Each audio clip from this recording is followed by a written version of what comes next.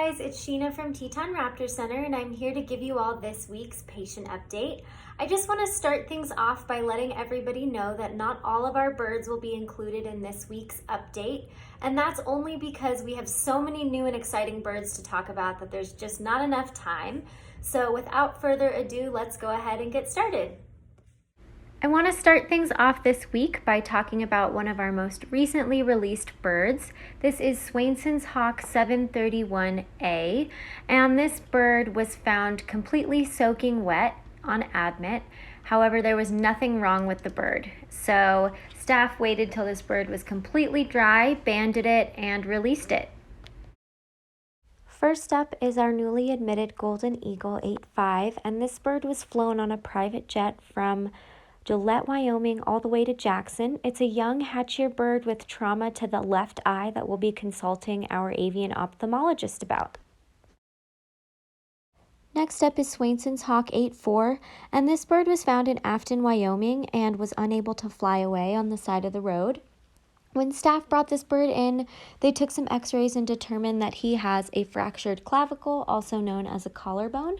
And luckily that's an injury that heals really well with cage rest, so he is currently healing up in our ICU. Next up is Great Gray Owl 8.4, and this bird was hit by a car in Moran, Wyoming, and is dealing with a couple different fractures in her left wing.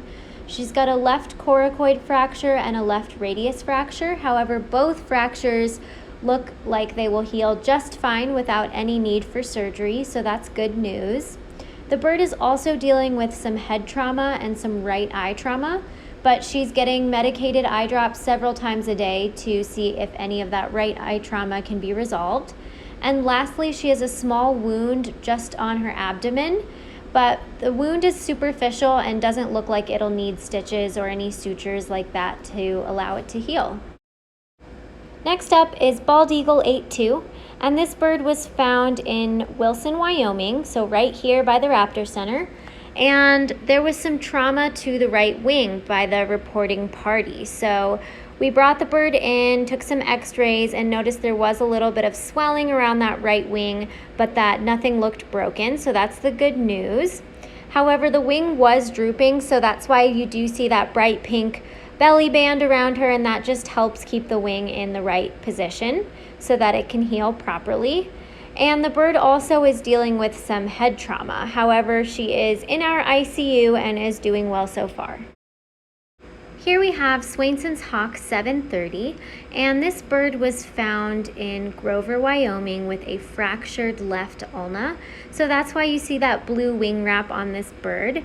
The bird is in our ICU and is recovering on several different medications that will help with pain and swelling. Next up is Red-tailed hawk 719, and this bird has just started to begin flight conditioning in our flight barn. Here's an awesome video that you can check out of his very first flight in our flight barn. He is staying low to the ground, and that's completely normal for their first time. But what you can see in this video is that he's got great symmetry in both wings, and then he's got a lot of great power in both of his wings as well. So that's really good to see, especially from a bird that was found emaciated and a bird that's really young. So we hope to be able to release this bird after he passes his live prey test in the coming weeks. Next up is Great Horned Owl 7.8, and this bird was admitted from Jackson, Wyoming with a fractured scapula. However, the fracture has healed and we have just begun flight conditioning with this bird. So here's a short video of this bird's first time in our flight enclosure, and you can see she's got great symmetry as well, and she's got lots of power in both of those wings, which is exactly what we're looking for here. All right, that's all we've got for this week. Thank you all so much for tuning in, and I look forward to talking with you all next week. Bye!